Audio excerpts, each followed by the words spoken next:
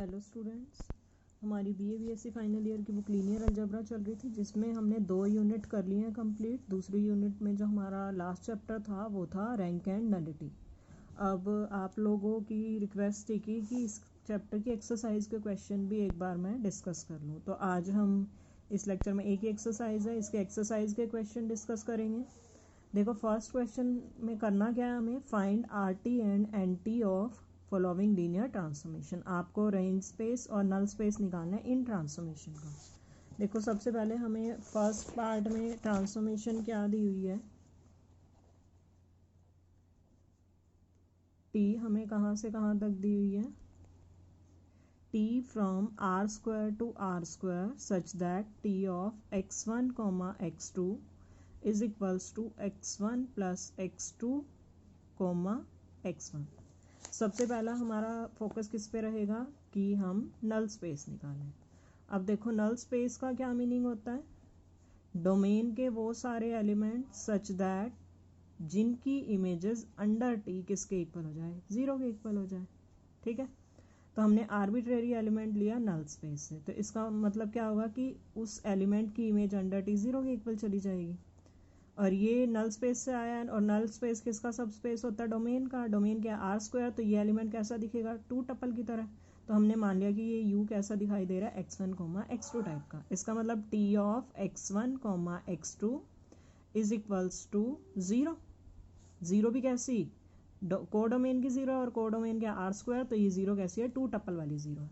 ठीक है, अब देखो, टी ऑफ x1 x2 हमारा है किसके equal, x1 plus x2 comma x1 is equals to 0 comma 0। Equate कर लो, x1 plus x2 is equals to 0, x1 is equals to 0। x1 यहाँ से 0 हुआ, x2 यहाँ से 0 हो गया, तो हमारे पास u किसके इक्वल आ जाएगा, 0 0 के इक्वल। मतलब नल स्पेस क्या बन जाएगा हमारा, सिंगलटन 0 का सेट। ठीक है, अब रेंज स्पेस पे आते हैं। रेंज स्पेस में सीधे स्टेप बताए हुए हैं, क्या करते हैं हम। अब रेंज स्पेस में हमारे पास क्या होता है, मान लो मैंने कोई आर्बिट्रेरी एलिमेंट लिया v यहाँ से। अब रेंज स्पेस में कोई एलिमेंट कब जाता है, जब वो डोमेन के किसी ना किसी एलिमेंट की इमेज होता है। तो इसका मतलब क्या होगा, this implies that there exist u belongs to R square such that t of u is equals to v। मतलब t of x1 comma x2 is equals to v। t of x1 comma x2 है किसके equal, t of x1 comma x2 is equals to x1 plus x2 comma x1।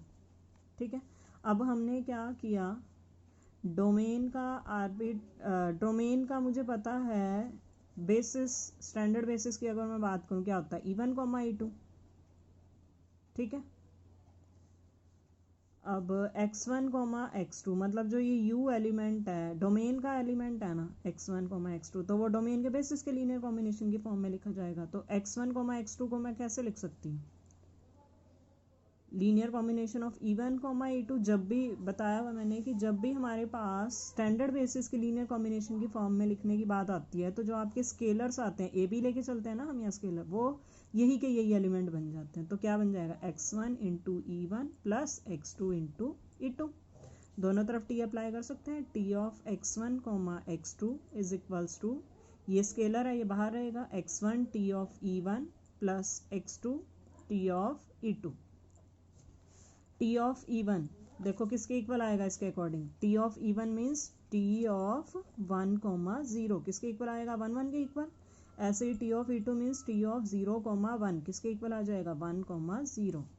तो ये क्या आ जाएगा, x1 1 comma 1 plus x2 1 comma 0।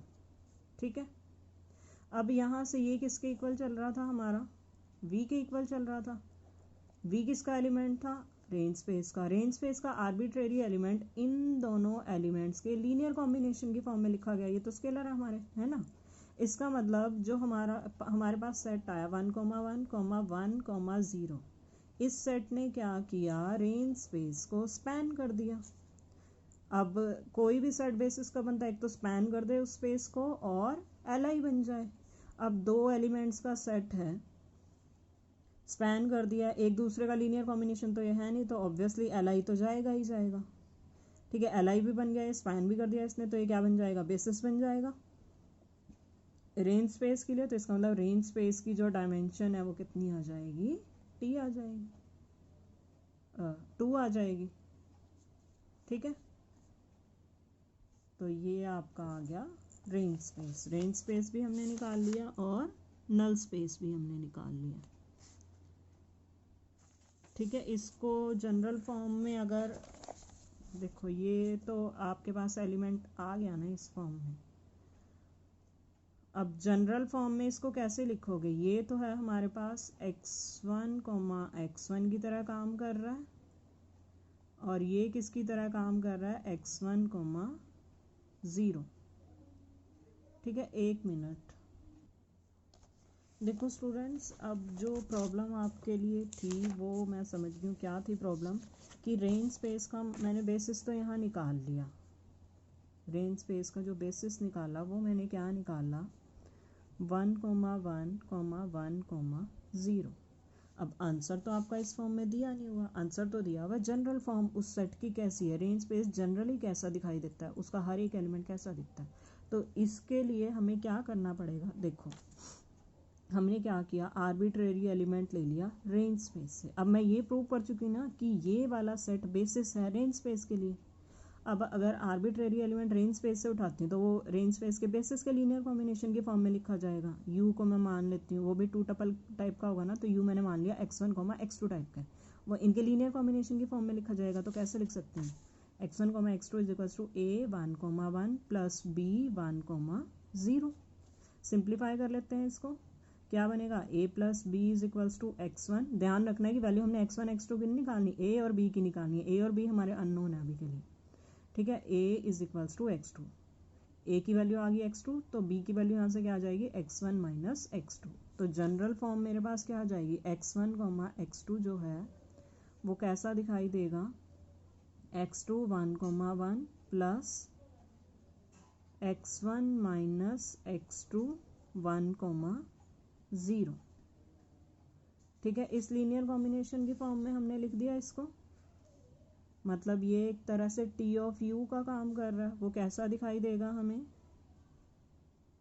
इसको simplify करेंगे तो ये वापस से यही आ जाएगा, ये x2 x1 माइनस x2 करेंगे तो x2 से x2 कैंसल, x1 इधर बचेगा और इधर से क्या बचेगा, x2 ही बचेगा। मतलब ये इस फॉर्म में हमारा आ जाएगा, जहाँ पे x1 और x2 कैसे कहाँ से आ रहे हैं, r से आ रहे हैं।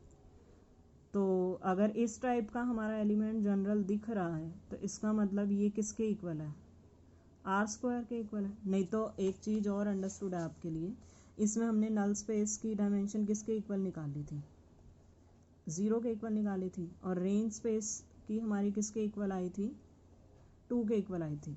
जब भी आपके पास नल स्पेस की डायमेंशन 0 के इक्वल आ जाए तो ये लगा के चलना है आपने कि रेंज स्पेस की जो डायमेंशन है वो कोडोमेन के इक्वल जाती है, तो रेंज स्पेस भी हमारा किसके इक्वल चला जाता है, कोडोमेन के इक्वल चला जाता है। कोडोमेन हमारी क्या है, आर स्क्वायर, क्योंकि सिल्वेस्टर लॉ में हमने वही पढ़ा हुआ है ना।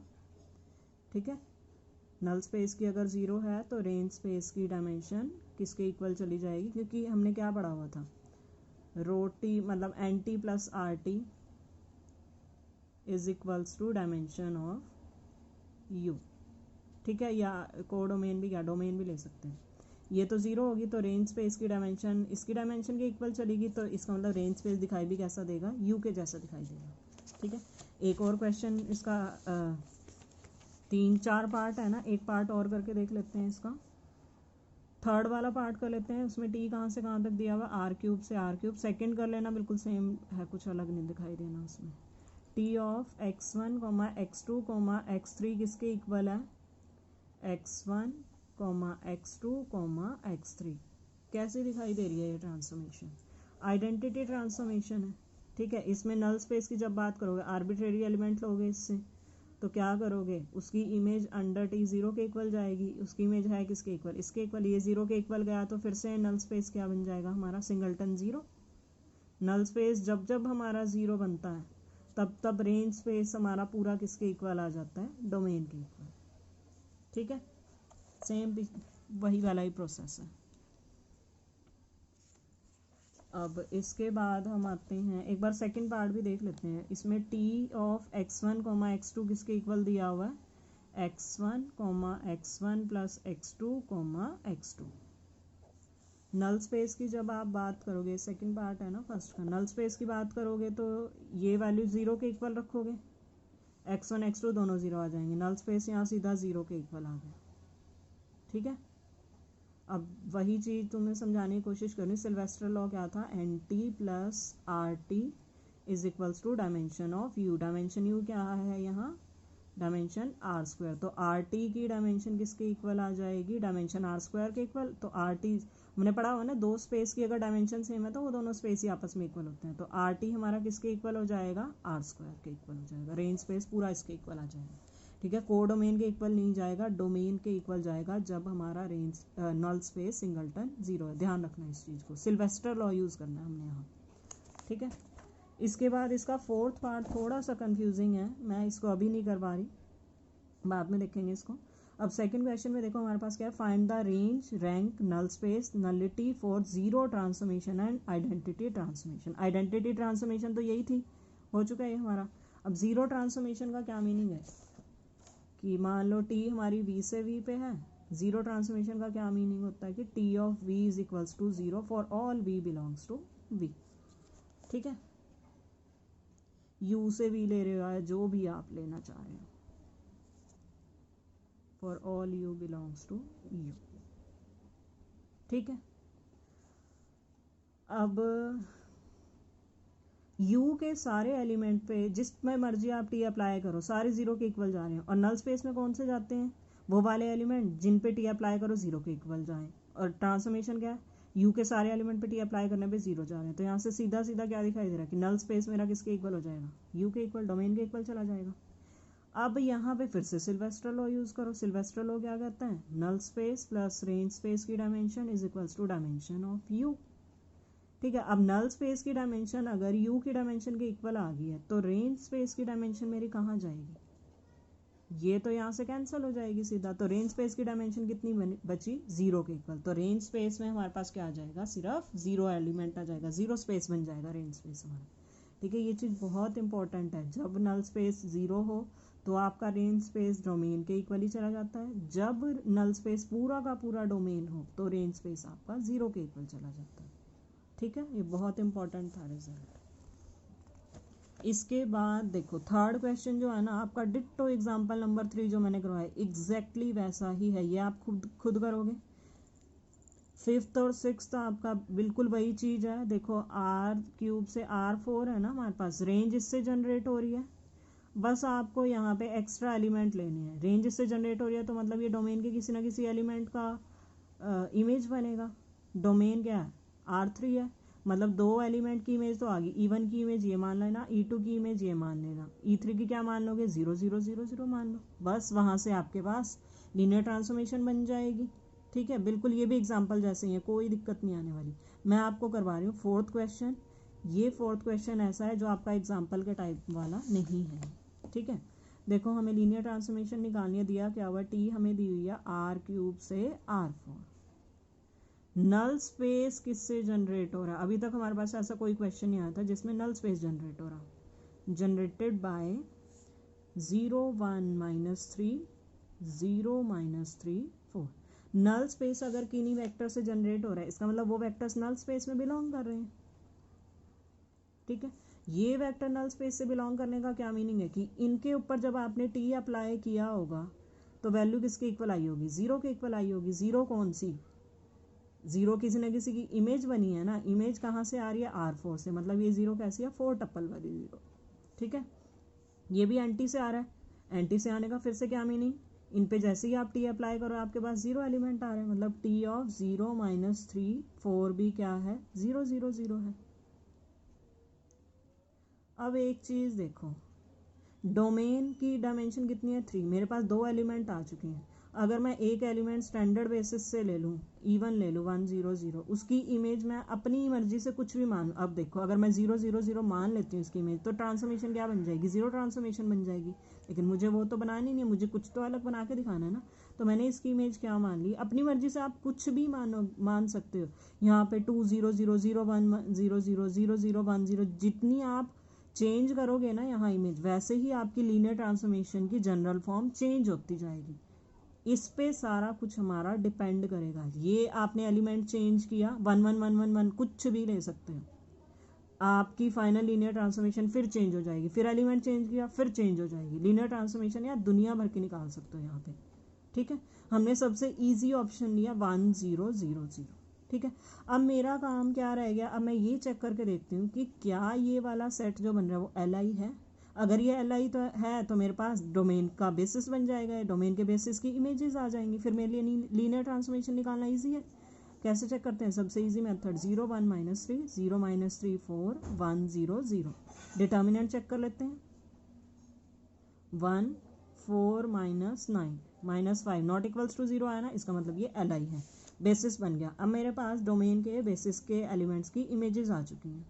अब अगर मैं आर्बिट्रेरी एलिमेंट डोमेन से लेती हूँ तो वो कैसा होगा, डोमेन के बेसिस के लीनियर कॉम्बिनेशन की फॉर्म में लिखा जाएगा। तो x1 x2 x3 को आप कैसे लिख पाओगे, ये बहुत इंपॉर्टेंट है, ध्यान से देख लेना इसको। 0 1 -3 प्लस b 0 -3 4 प्लस c 1 0 0। ठीक है, अब मेरा काम क्या है, इन a b और c की वैल्यू को फाइंड आउट करना। सिंप्लीफाई करते हैं, c is equals to x1, c की वैल्यू तो आ गई सीधा, a -3b is equals to x2 -3a plus 4b is equals to, एक मिनट, ये x1 ना, हाँ ठीक है, x2 और ये x3। ए बी की वैल्यू निकालनी है, इसको 3 से मल्टीप्लाई कर दो, 3a -9b is equals to 3x2, और इधर से -3a plus 4b is equals to x3। Add कर दो इनको, ये इससे cancel, -5b is equals to 3x2 plus x3। b की वैल्यू क्या आ जाएगी, 3x2 plus x3 by -5। b की वैल्यू आ चुकी है, तो a की क्या है, x2 प्लस 3b है, मतलब x2 -3/5 3x2 प्लस x3। ठीक है, सिंप्लीफाई करोगे तो ये बनेगा आपका -4x2/5 -3x3/5। ये a की वैल्यू आ गई है, और ये b की वैल्यू है, और ये c की वैल्यू है। सारी वैल्यू यहाँ पुट कर दो, x1 x2 x3 is equals to a हमारा है -4x2 -3x3/5 0 1 -3 प्लस b क्या है, -3x2 -x3/5 0 -3 4, और c क्या है, x1 है, x1 1 0 0। अब t दोनों तरफ अप्लाई कर सकते हैं, कर दो, ये स्केलर है, t यहाँ चला जाएगा, ये भी स्केलर है, t यहाँ चला जाएगा, ये भी स्केलर है, t यहाँ चला जाएगा। इनकी वैल्यू हमारे पास है t of this t of this t of this. First 2 element की तो सीधा 0 खत्म हो जाएगी ये वैल्यू। लास्ट वाले एलिमेंट की वैल्यू किसके इक्वल है, 1 0 0 0 के इक्वल। तो ये वैल्यू क्या बन जाएगी, x1 1 0 0 0। तो आपकी जनरल फॉर्म क्या आ जाएगी लीनियर ट्रांसफॉर्मेशन की, ये आ जाएगी। आप चाहो तो क्रॉस वेरीफाई कर सकते हो, इसमें पुट करके देखो, आपकी सेम आंसर आ जाएगा, वेरीफाई हो जाएगा। तो यहाँ पे हमारा कहाँ डिपेंड किया, जैसे जैसे आप ये वाला एलिमेंट चेंज करते जाओगे आपकी ट्रांसफॉर्मेशन चेंज होती जाएगी। अगर आप यहाँ 1 लगाते हो फिर कुछ और आएगी ट्रांसफॉर्मेशन, यहाँ लगाते हो तो कुछ और। तो ऐसा डरने की ज़रूरत नहीं। अगर एग्जाम में क्वेश्चन आता है कि आप अगर एंड में, मतलब पेपर पूरा होने के बाद एक दूसरे से डिस्कस करो कि किसका क्या आंसर आया था, सबके आंसर अलग आ सकते हैं इसमें। ठीक है, बस पैटर्न आपका सही होना चाहिए। उम्मीद करती हूँ सबको समझ में आ गया होगा। ये आपका हो गया, आप चैप्टर ख़त्म, एक्सरसाइज के क्वेश्चन भी हो गए हैं हमारे।